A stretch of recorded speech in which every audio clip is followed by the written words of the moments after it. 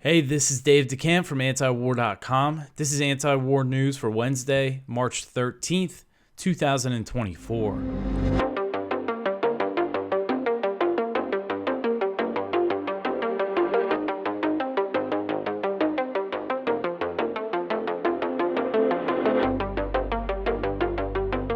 All right, the first story at the top of antiwar.com today, the U.S. is sending more cluster bombs to Ukraine.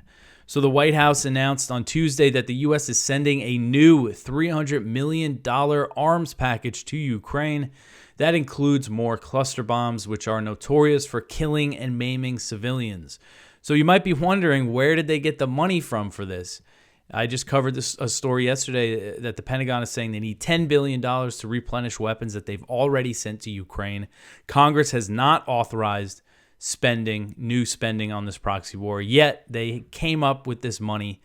And U.S. officials are claiming that this is being paid for with savings in the U.S. Army budget. They saved on some contracts, and they're saying that's what's paying for this. And this is the first U.S. arms package to be announced since December 27th, so the first one of this year.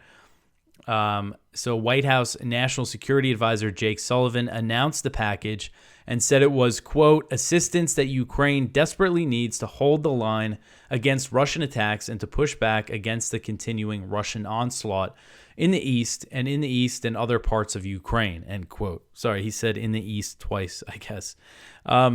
So Sullivan also pleaded for Congress to approve the $60 billion President Biden is seeking to fuel the proxy war for another year. Sullivan said, quote, we have said repeatedly here in the briefing room, and President Biden said it to the entire nation, that we cannot provide ongoing assistance to Ukraine without significantly impacting our military readiness absent congressional action, end quote. So it's interesting he's saying that they can't provide assistance to Ukraine without impacting U.S. military readiness as he's announcing this new weapons package. So I thought it was important, the reason why I made the headlines about the cluster bombs was because they're actually sending two different types of cluster bombs now. And it's kind of become normalized, I guess, that the U.S. has been arming Ukraine with cluster bombs. I still think it's a very, very big deal. So the package includes, and this is what the Pentagon publicly announced, it includes a cluster bomb variant of the 155 millimeter artillery shells, known as the dual-purpose improved conventional munitions. And the U.S. first began shipping these artillery shells to Ukraine last year. It was a big controversy when it first happened. And again, now the shipments were regular until the U.S. stopped sending the weapons packages at the end of December.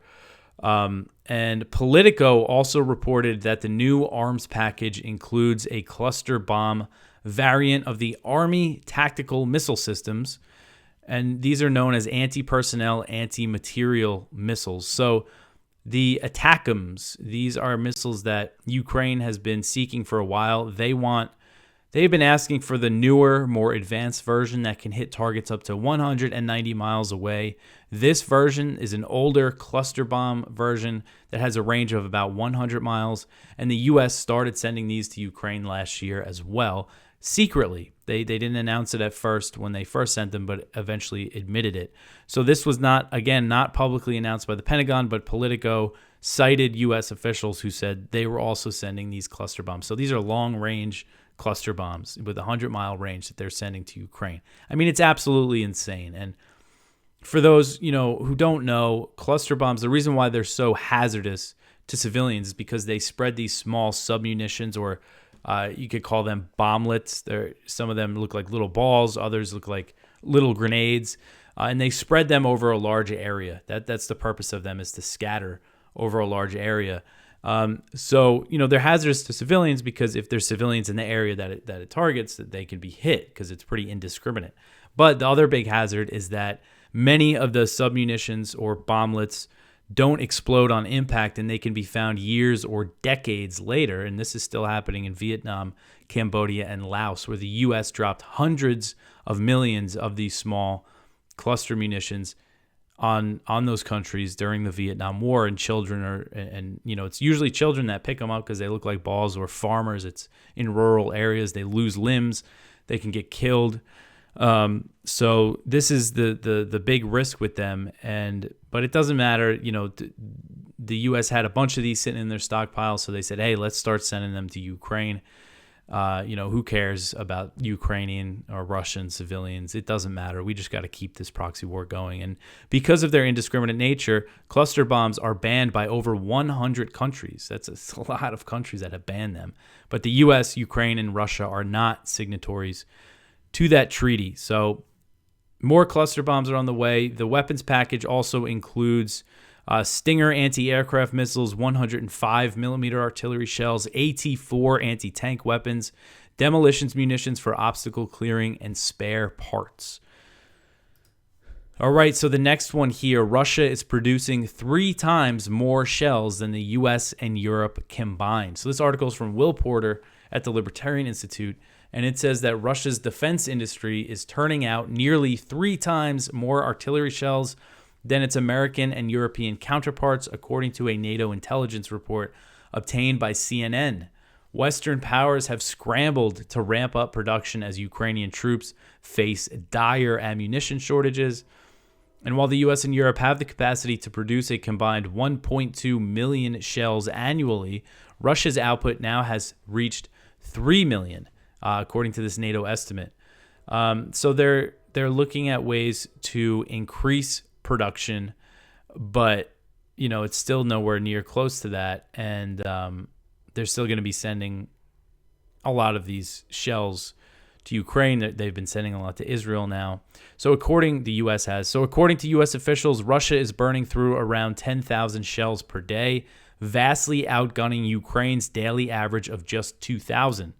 The Estonian Defense Ministry has estimated that Kiev would need 200,000 rounds every month to match Russia's firepower. And we saw much earlier in the war, Stoltenberg, the head of NATO, said that Ukraine was using artillery at a rate faster than the entire NATO alliance could produce. So, these are things that show that this proxy war is not sustainable for the U.S.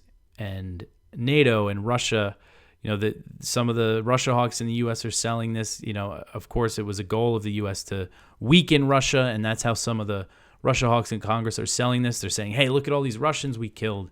We're hurting their military, but the Russian military has mobilized hundreds and hundreds of thousands of troops, and their industrial capacity has stepped up. They're also producing tanks a lot more now. So it doesn't seem like that goal is working here, and Will gets into some of the more of the details about the production and kind of the numbers when it comes to what Europe and the U.S. are trying to produce. But right now, it's a pretty significant difference that Russia is putting out that many artillery shells. All right. So the next one here, getting over to Israel and Gaza, Jake Sullivan says no red lines for Israel. So Jake Sullivan said on Tuesday, he refuted a report from Politico that said President Biden was considering conditioning military aid to Israel if it invades Rafah, which is the southern Gaza Strip city on the Egyptian border that's packed with 1.5 million Palestinians. So I saw this report in Politico that says Biden was considering conditioning aid if Israel went ahead with the invasion of Rafah, which, doesn't sound very serious, because if you do it then while the invasion has happened already, what are you stopping at that point? So, but Sullivan said it's not true. We're still going to keep giving Israel everything they want. He said, when he was asked about this report, and I believe there's other reports that said something similar, Sullivan said, quote, "We're not going to engage in hypotheticals about what comes down the line, and the reports that purport to describe the president's thinking are uninformed speculation, end quote.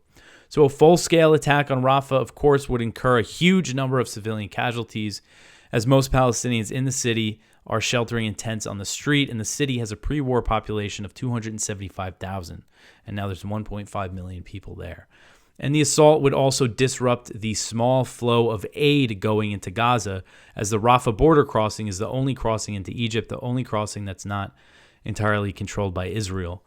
And Sullivan also denied the idea that President Biden set a red line for Israel. And he's referring to an interview over the weekend where Biden was asked if an invasion of Rafah would be a red line. And he said, yeah, it would be a red line. But then he basically said, no, it wouldn't be a red line. I'm going to keep giving them weapons no matter what. So Sullivan said, quote, the president did not make any declarations or pronouncements or announcements, end quote.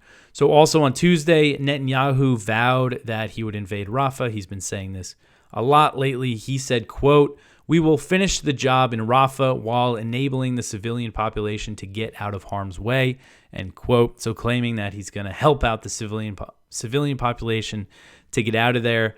But the State Department has said, after weeks and weeks of them saying, oh, Israel needs to come up with a plan to protect the civilians of Rafah, the State Department said on Monday that Israel has not presented a plan. State Department spokesman Matt Miller said that they haven't seen any sort of humanitarian assistance plan for Rafah. And so far, the Israeli slaughter of Palestinians in Gaza has killed over 31,000 people, mostly women and children. And the U.S. has supported the massacre by approving over 100 arms deals for Israel since October 7th. And again, as of now, still no conditions on that military support, despite the slaughter of so many civilians and the starvation of Palestinians.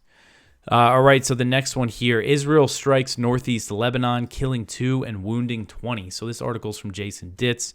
And it says, tensions continue to rise on the Lebanon-Israel border, with Israel carrying out airstrikes against northeastern Lebanon, not far from the Syrian border, leaving a warehouse containing food and leveling a warehouse containing food and killing at least 2 people. Officially, Israel says the 2 airstrikes targeted Hezbollah sites and were in response to rocket fire earlier in the day. Lebanese security officials say 20 people were wounded in the attack and that at least 9 remain hospitalized. Earlier in the day, Hezbollah fired some 100 rockets against targets in northern Israel, saying they were aiming for a pair of army bases in the occupied Golan Heights. There was no word on what was hit in the rocket fire, so we don't really know what Hezbollah hit. And they were saying that the rockets were a retaliation for an Israeli attack near the city of Baalbek, also in northeastern Lebanon, which I believe that happened the day before. So these escalations continue, and of course they are all threatening war. So Ben-Gvir, Israel's national security minister, he said in response to the latest rocket fire from Hezbollah, he said that the Israeli defense minister should have started the war already. He concluded his comments by demanding war now. So he wants war with Hezbollah, war with Lebanon. It would just be a complete disaster. All right, so the next one here, Israeli forces torture and humiliate detained medical staff. So this article is from Kyle Anzalone at the Libertarian Institute, and it's more evidence of Israel torturing and really treating Palestinians that they detain in Gaza pretty horribly. So 3 Palestinian medical staffers released from Israeli captivity say that they were severely abused and humiliated. Multiple Israeli outlets and human rights organizations have documented the systemic abuse of Palestinians in detention, including torture, sexual crimes, and mistreatment that results in death. Speaking with BBC, the Palestinian medics said, quote, they were humiliated, beaten, doused with cold water, and forced to kneel in uncomfortable position for hours and detained for days before being released, end quote. The outlet obtained footage of the initial detention of the medical staff at the Nasser hospital. The video shows men stripped to their underwear with their doctor's gowns in front of them. So you could see the picture here, and we saw Israel actually releasing similar pictures like this of men and some of what looked like boys, being stripped down to their underwear and humiliated when they were rounded up and detained. All right, so the next one here, U.S. troops depart for a mission to build the Gaza port. So 4 U.S. Army vessels carrying about 100 troops departed Virginia on Tuesday with equipment to build a temporary port on Gaza's coast. So the idea of this port, according to Biden and other U.S. officials, is to get more aid into Gaza, where the entire population is facing food shortages and children are starving to death.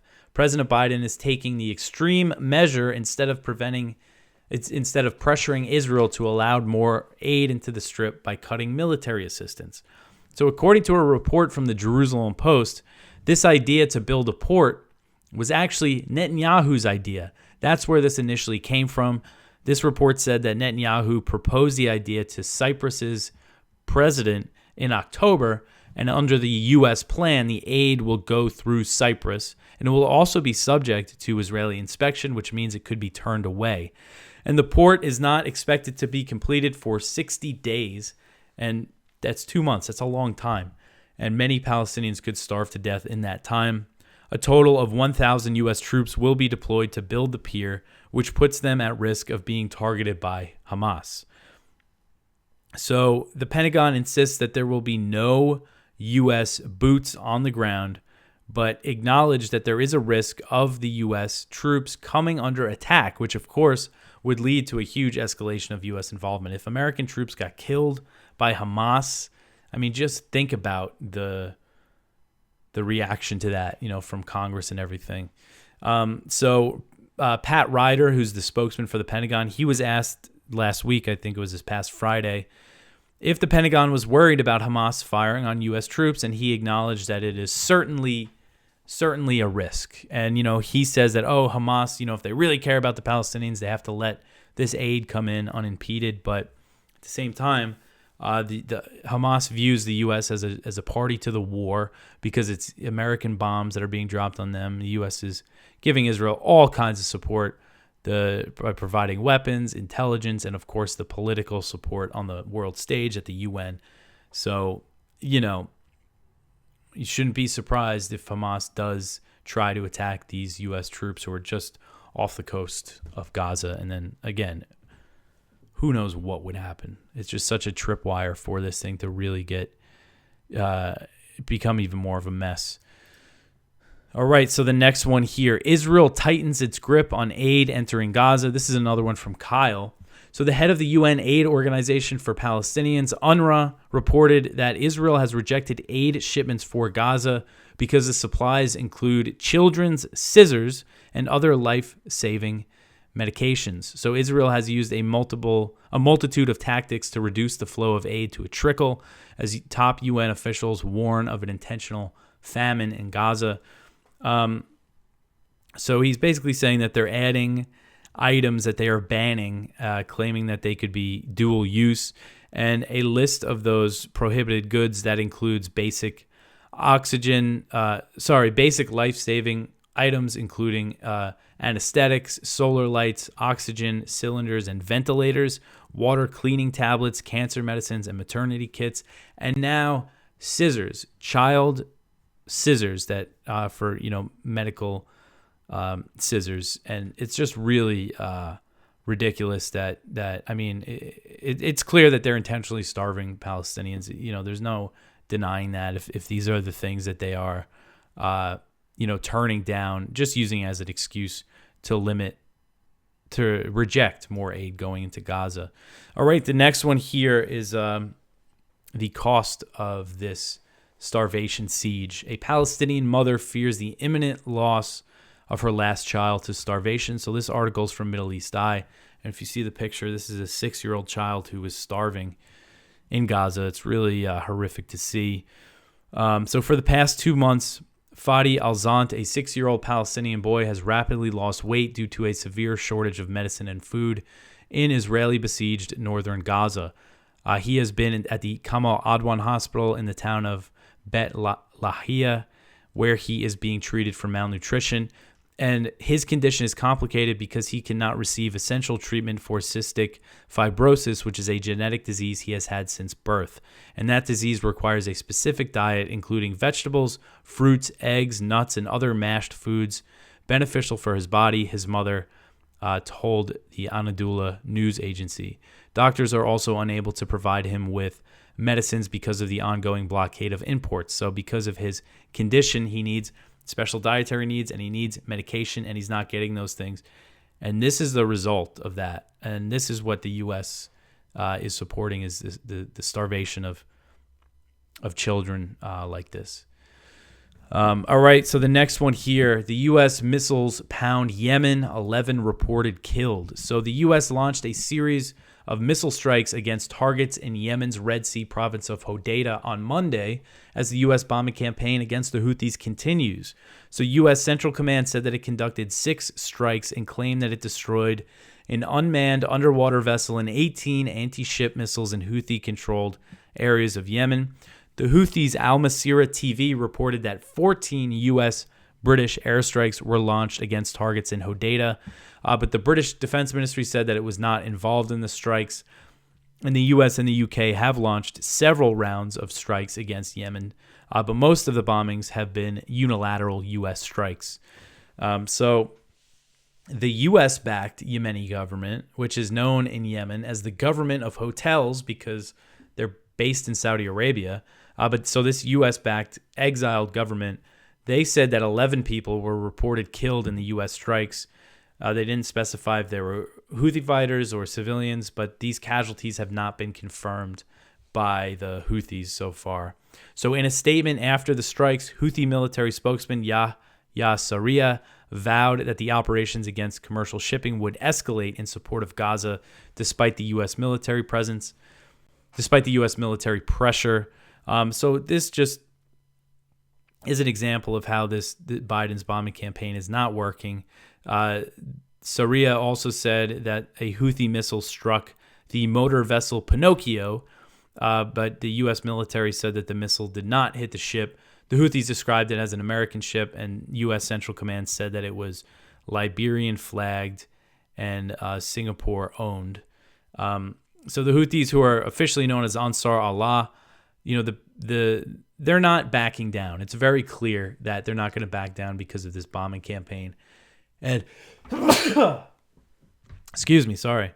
I don't know if it's allergies or if I'm still sick, but anyway, President Biden's bombing campaign against the Houthis, which began on January 12th, has only escalated the situation. The Houthis were not targeting American and British commercial shipping before that, and now they are.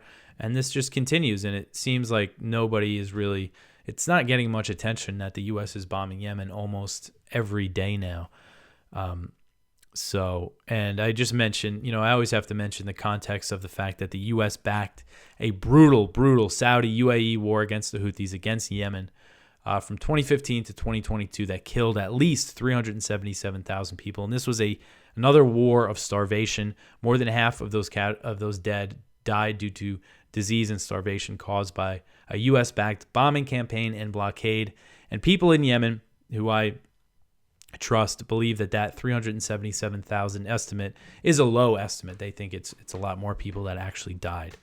And there's been a ceasefire since 2022 between the Saudis and the Houthis, but now new U.S. sanctions are blocking a lasting peace deal from being implemented. All right, so the next one here, Haiti's prime minister agrees to resign amid unrest. So this is another article from Will Porter, and Haiti's prime minister, Ariel Henry, has agreed to resign after the U.S. had a little chat with him. That's the way these things seem to go. So Haitian Prime Minister Ariel Henry has announced that he will step down and make way for a transitional government nearly 2 years after assuming power in the wake of the assassination of President Jovenel Moïse. The move comes as the Caribbean nation is gripped by violent unrest, with armed groups seizing areas of the capital city and clashing with local security forces. So Henry announced this in Puerto Rico, where he has been stranded for days due to the chaos in Port-au-Prince. And things really escalated when he was over in Kenya trying to get this intervention force to support his government, which was not elected. He assumed power. The U.S. backed him. But since he's lost his grip, the U.S. said, all right, enough of you. We want to, I think they have some other people in mind for the next government.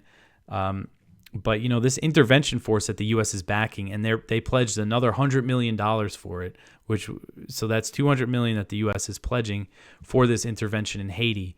I think the plan was just a few thousand Kenyan police. I don't know how that's really going to get things under control. And of course, we're seeing a lot of kind of, propaganda about Haiti, which seems to be aimed at, convincing people that they need intervention again. But even with all the violence in Haiti, when you see media outlets that actually talk to people in Haiti, that most people say the general consensus is no Western intervention.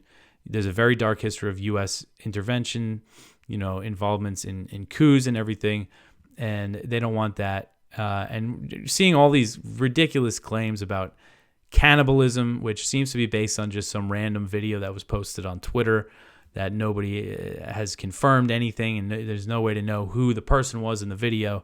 So it just, to me, just seems like kind of, CIA propaganda to get people on board for an intervention. So whenever there's a country that is being targeted by the U.S. empire for a potential intervention, be very skeptical of everything that you see. And of course, Jimmy Cherizier, whose nickname is Barbecue, he's the leader of what seems to be the most significant of these, what they call gangs, but these are really militias or like paramilitary groups. And he's the one that people are claiming is a cannibal, but there's no evidence of that.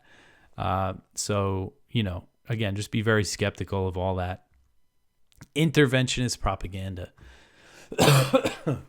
All right, so the next one here, Biden requests $895 billion for 2025 military spending. So President Biden has requested a record $895 billion in military spending for the 2025 fiscal year. And of that amount, about $850 billion will go to the Pentagon, and the remaining funds will go to other U.S. federal agencies for military programs, such as the Energy Department's nuclear weapons program. So while this is a massive figure and a record number for a request like this, it likely would have been higher if not for that debt ceiling deal that House Republicans reached with the White House last year. That capped spending for 2024 and 2025. So it could only be a 1% increase. But that deal did not cap this emergency supplemental military spending, as they call it. And that's how the U.S. has funded the proxy war in Ukraine. And that $95 billion foreign military aid bill is what they call emergency supplemental. So if that gets passed, that puts the budget close to $1 trillion. And if you factor in other costs when it comes to what the true total of military spending is each year, including the Veteran Affairs budget, other things like interest paid on debt related to military or national security spending, the real total easily exceeds $1.5 trillion. So much of the Pentagon's massive spending is justified by hyping the threat of China. So when the Pentagon made their budget request, this is what they're saying. This is all to compete with what they call their pacing challenge, which is China. They still say China's top, then Russia, and then all this other stuff. And there's some new military aid for Taiwan in there, which really angers China. China has responded to that. The U.S. started giving Taiwan military aid for the first time last year. Since they severed diplomatic relations with Taiwan in 1979, the U.S. has always sold weapons to Taiwan, but they just started giving them military aid, giving them weapons free of charge or giving them money to buy U.S. weapons. So that's a trend that's going to continue this year and into 2025, it seems like. All right, so the last story here is some good news. Defend the Guard bill to enter the Idaho State House.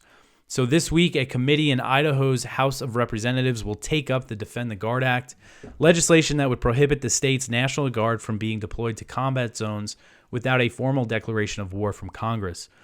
So Idaho's Senate has already passed a Defend the Guard bill, making it the third state legislature in the country to approve a version of the legislation. The Idaho House's Transportation and Defense Committee is expected to vote on the bill this Friday. So Bring Our Troops Home, which is the organization behind Defend the Guard, they said that basically if this bill gets through this committee, they expect it to pass the House, and then that means it would go to the governor's desk.